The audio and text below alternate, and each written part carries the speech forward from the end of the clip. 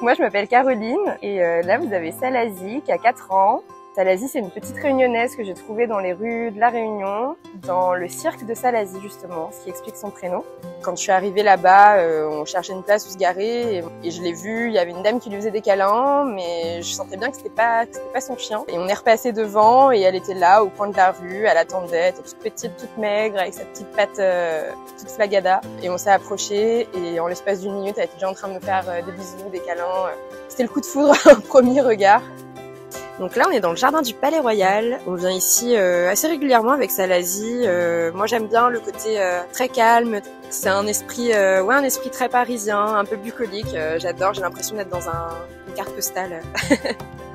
Alors déjà les premiers jours où je l'ai trouvée, un peu particulier parce qu'elle était vraiment toute maigre, elle avait une petite patte cassée, il y avait déjà un peu d'inquiétude, mais au final son bilan vital n'était pas du tout engagé, elle était quand même en bonne santé. Il s'agissait juste de la remplumer un petit peu une fois à La Réunion pour qu'elle puisse après voyager dans de bonnes conditions. Et une fois arrivée à Paris, c'est vrai que c'était un peu un petit choc parce que là-bas quand elle a quitté l'île, il devait faire à peu près 30 degrés. Arrivée à Paris, on était au beau milieu du mois de décembre, mais ça s'est vite fait. Elle avait surtout besoin d'un cocon et de bras et d'une présence humaine, quoi.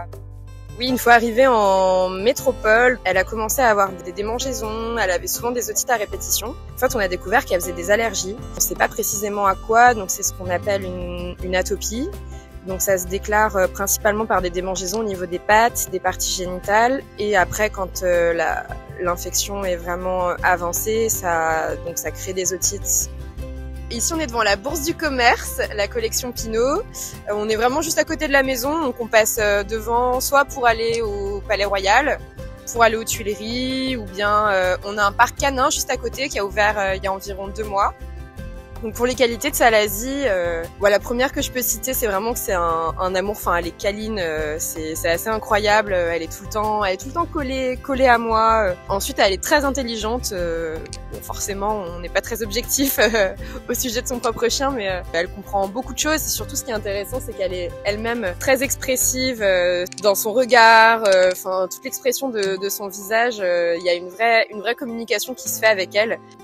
Elle a son petit caractère, elle a beau être très docile et bien écoutée, quand elle a pas envie, c'est foutu, quoi.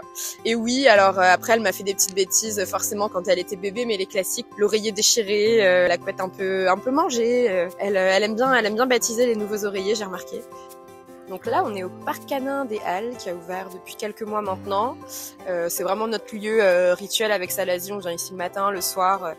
On est vraiment à même pas 5 minutes à pied. Donc c'est à la fois la facilité, mais c'est aussi le plaisir parce que Salazie retrouve tous ses petits copains. On commence à connaître à peu près tout le monde dans le parc. Et moi, je côtoie aussi les propriétaires de chiens. Donc c'est un plaisir pour toutes les deux de venir ici. Donc oui, depuis que j'ai rencontré Salazie, c'est vrai qu'il y a eu pas mal de changements, notamment sur déjà le sens des responsabilités. Forcément, depuis que je l'ai, il y a un investissement de temps plus important, c'est une façon de réfléchir sa vie différemment, d'organiser ses journées en fonction d'elle. Et puis aussi, là, le fait d'avoir Salazie et de côtoyer pas mal de chiens, ça m'a aussi permis de remettre en question ma vie professionnelle, mes envies. D'ici le mois de novembre, je vais me lancer pour devenir dog walker, dog sitter.